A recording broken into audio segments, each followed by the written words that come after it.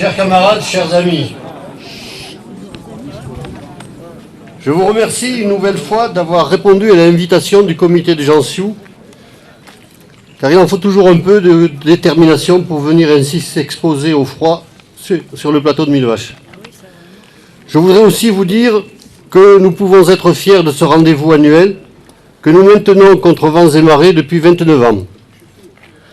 Nous avons vu les uns et les autres dans notre vie citoyenne passer au firmament de la vie associative de magnifiques comètes illuminant le ciel d'une lumière resplendissante. Las, les comètes ne font que passer pour disparaître aussitôt dans les lointaines contrées de notre galaxie. Le comité de Jansiou n'a rien d'une comète, s'entêtant bêtement tous les 11 novembre à regrouper plusieurs centaines de militants autour du monument pacifiste du même nom qu'il a modestement contribué à faire connaître au-delà du plateau. Le comité de Jansiou a été la matrice qui a également contribué à faire émerger dans tout le pays des dizaines d'associations constituées elles aussi autour de monuments pacifistes flétrissant la guerre, qui comme nous rassemblent des militants de tous bords autour de ce bel idéal. Ce qui fait notre force depuis 29 ans, c'est notre capacité à nous regrouper au-delà de nos différences pour rappeler avec détermination que la guerre est maudite et que toujours nous la combattrons. Je veux ici remercier nos camarades de la LDH, du mouvement de la paix, en particulier mon camarade et ami Stratos, que j'ai toujours plaisir à retrouver, de l'Union pacifiste, de la Fédération anarchiste, de l'ARAC, des UD CGT et CGT-FO de la Creuse et de la Fédération nationale de la libre pensée, qui après moi vont prendre la parole à ce micro et bénéficier, comme c'est l'usage, d'une écoute attentive et respectueuse. Pour répondre à une inquiétude qui s'est manifestée, je tiens à préciser que le comité de Jansiou n'a jamais eu la folle prétention de s'ériger en propriétaire du monument, qui appartient bien à la commune et à ses habitants. Le comité a pour seul objectif de préserver notre rassemblement dans la configuration qui s'est imposée année après année, sachant que ce qui fait notre crédibilité, c'est aussi notre ténacité et notre fidélité. Quoi qu'il en soit, pour ceux qui, hors de nos rangs, pourraient douter de la pertinence et de l'actualité de notre combat, je les renvoie à la situation du monde telle qu'elle nous apparaît au gré des journaux télévisés. Guerres ethniques, religieuses, prétentions hégémoniques, guerres néocoloniales, guerres communautaristes, guerres pour le pétrole font l'actualité, avec comme corollaire l'exode massif et meurtrier de dizaines de milliers de personnes. Certes, il n'y a pas pour l'instant d'affrontement direct et massif entre grandes puissances à l'ancienne, comme on dit, mais le monde est bel et bien livré au chaos et l'humanité est en souffrance. Alors oui, notre combat reste d'actualité et nous avons raison d'être là aujourd'hui et de dénoncer le recours à la violence guerrière pour imposer des options que les peuples n'ont pas choisies. Avant de donner la parole aux organisations qui l'ont demandé, je vous rappelle qu'à l'issue du rassemblement, nous nous rendrons à la salle polyvalente de Royères pour notre traditionnel banquet qui s'annonce comme un exceptionnel succès. Après le banquet, nous irons déposer une gerbe au cimetière sur la tombe de Félix Baudy, maçon creusois syndicaliste, fusillé pour l'exemple en avril 1915.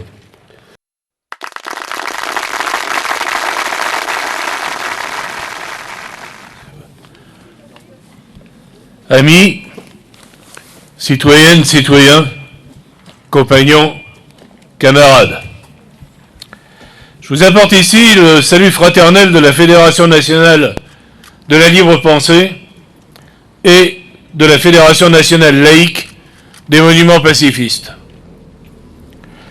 Ce rassemblement pacifiste fait partie d'une longue liste de rassemblements internationalistes et d'initiatives contre la guerre qui se déroulent autour du 11 novembre. La libre pensée entend à ces occasions condamner, encore et toujours, les guerres passées, les guerres présentes, les guerres à venir. La Fédération nationale de la libre pensée se réclame depuis toujours de l'antimilitarisme internationaliste et pacifiste.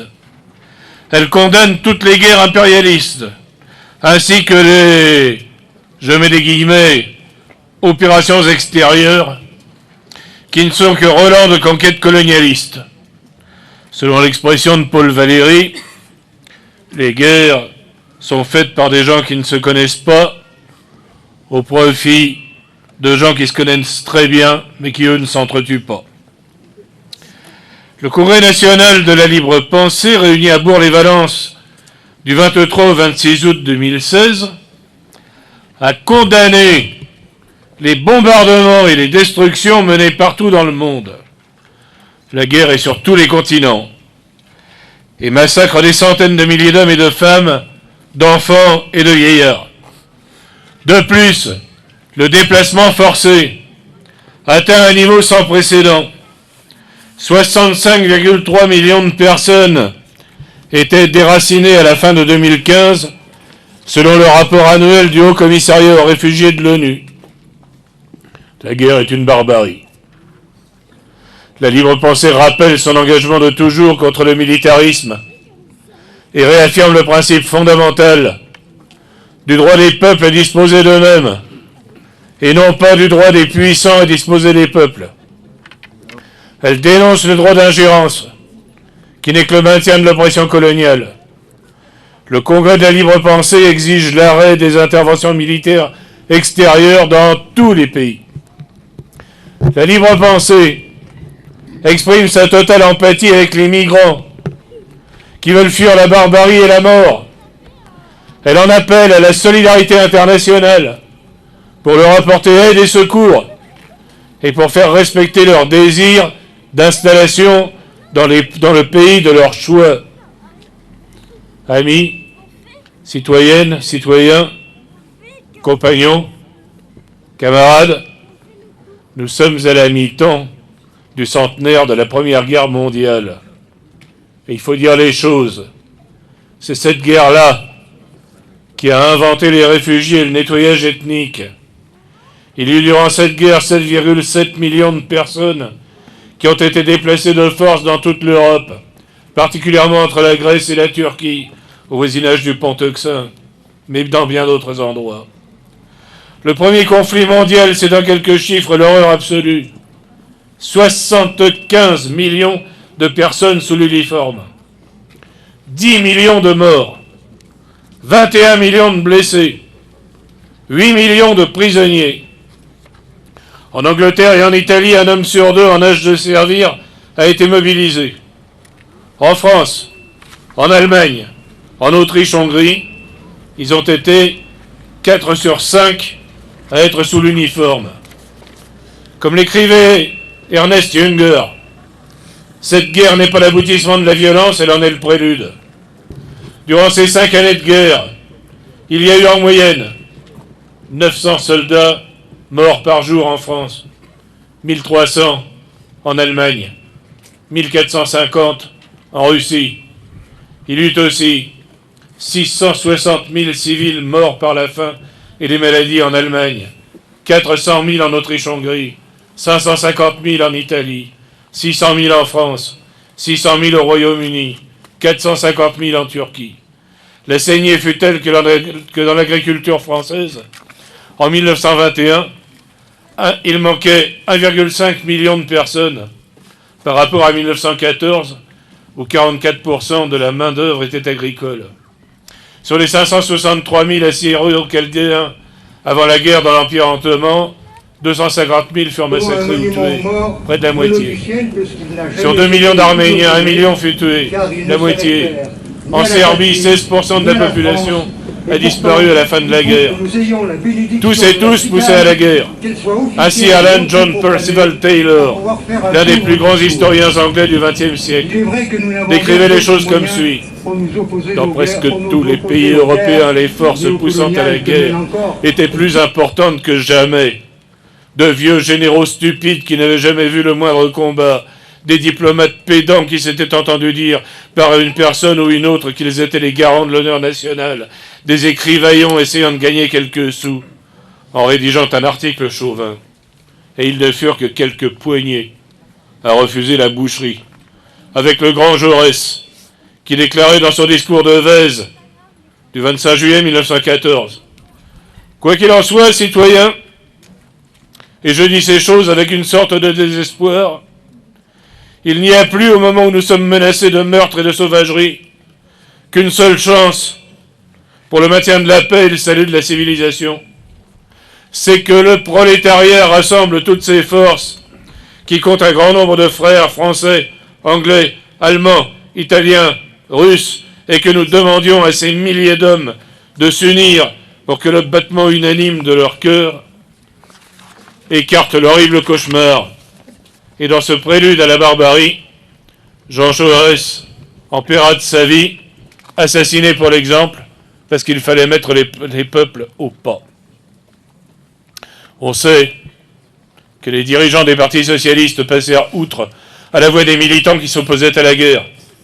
La plupart des partis socialistes des grandes puissances impliqués dans la guerre votèrent les crédits de guerre, via leurs fractions parlementaires respectives. Ainsi interdit-il de facto à la classe ouvrière des pays concernés la possibilité de s'opposer, par son déploiement dans la lutte des classes, pouvant aller jusqu'à la grève générale, au massacre annoncé et rendu désormais possible par leur trahison de chefs socialistes. Ce fut le début des trahisons toujours répétées, hier comme aujourd'hui. Il n'y a décidément rien de nouveau sous le soleil. Comme le relèvent nos amis du mouvement de la paix, les généraux ont obtenu du pouvoir politique actuel que le budget des armées passe de 31,6 milliards aujourd'hui à 41 milliards d'euros en 2020. Et qu'à la demande de l'OTAN, le budget de la dissuasion nucléaire double aussi, passant à 6 milliards à l'horizon 2030. Amis, citoyennes, citoyens, compagnons, camarades, l'action ininterrompue et unitaire de la libre pensée pour la réhabilitation collective des fusillés, pour l'exemple, est la marque d'une volonté de dire non à la guerre et de promouvoir le droit de dire non à l'oppression et au massacre de la barbarie militariste. Nous œuvrons ensemble avec nos camarades de l'ARAC, de l'Union pacifiste, du mouvement de la paix, de nombreuses sections de la Ligue des droits de l'homme et des syndicats CGT et CGT Force ouvrière pour obtenir que justice et honneur soient rendus aux 639 fusillés, pour l'exemple.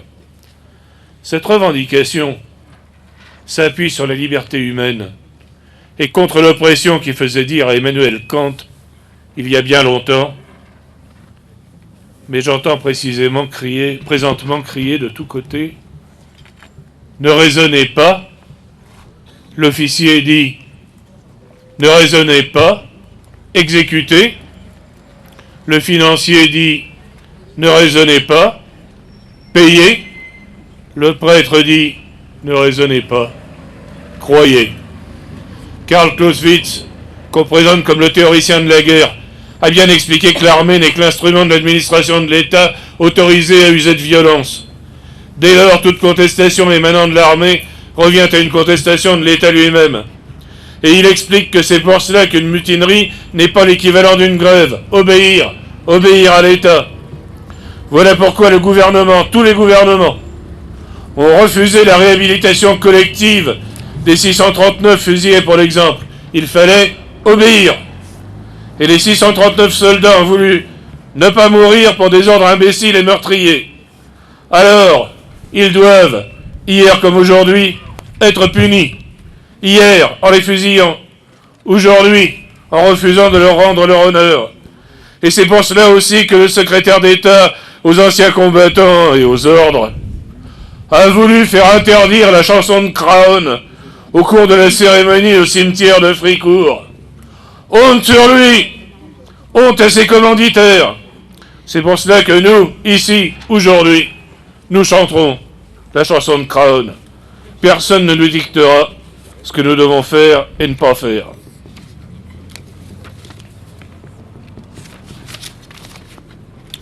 Ce combat pour les réhabilitations collectives des 639 fusillés, pour l'exemple, est aussi le moyen pour la libre pensée de rétablir les faits et de faire connaître la véritable histoire de cette guerre impérialiste et assassine. On voudrait nous faire croire, à l'instar du très clérical Antoine Prost, que les millions de soldats sont partis la fleur au fusil et le bonheur aux lèvres. On comprend pourquoi il est un adversaire acharné de la réhabilitation collective de ceux qui, français, sont tombés sous les balles françaises. Pendant toute la guerre, les soldats ont refusé d'obéir aux brutes galonnés. En février 1915, des soldats indiens se révoltent à Singapour. 202 hommes jugés, 47 condamnations à mort, 23 exécutions publiques. À l'automne 1916, rébellion en Asie centrale, le tsar ordonne l'exécution de milliers de personnes. 23 août 1917, une centaine de soldats des États-Unis se mutinent à Houston dans le Texas.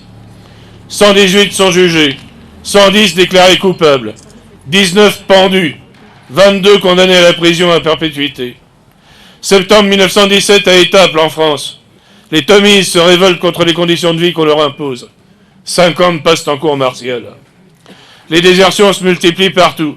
180 000 déserteurs en Allemagne, 280 000 en Autriche-Hongrie, 500 000 dans l'Empire ottoman, 470 000 insoumis en Italie. Et la majorité des divisions françaises sur le front en 17 connaissent les mutineries.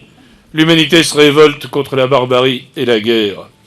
Comment ici, à Jansiu, ne pas parler de la mutinerie des soldats russes en 1917 qui fondèrent leur soviet en exigeant la paix, le pain et la liberté et le retour dans leur foyer.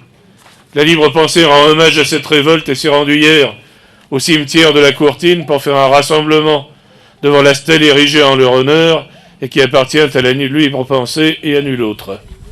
La Libre Pensée a maintenu le fil de la continuité historique. Et comme la paix, c'est la continuation de la guerre sous d'autres formes, quand les Alliés imposent à des soldats canadiens de partir le 21 décembre 1918 combattre les bolcheviks en Sibérie, les soldats se mutinent et refusent de partir. Toutes ces mutineries, toutes ces désertions, toutes ces révoltes trouveront un écho et une redondance dans les combats contre la colonisation. Après 1945, la leçon n'avait pas été perdue. Amis, citoyennes, citoyens, compagnons, camarades, la guerre, c'est aussi la militarisation à outrance. Ainsi, les effectifs des policiers et gendarmes militaires vont décupler au cours des années pour mater la troupe. Dans l'armée anglaise, on passe d'un MP pour 3300 soldats en 1914 à un MP pour 292 en 1918. La police militaire et les gendarmes sont partout à surveiller les soldats au front, dans les cantonnements, dans les gares, dans les villes.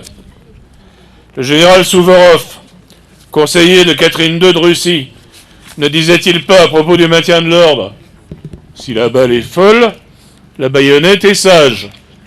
On militarise alors à outrance la société pour habituer le peuple à côtoyer en permanence les militaires. 600 000 soldats ouvriers furent retirés du front pour retourner vers les usines où ils rejoignirent les 400 000 femmes et les 100 000 travailleurs immigrés qui s'y trouvaient déjà pour produire encore plus pour la grande boucherie. C'est l'époque de concentration du capital et la création de grands groupes industriels.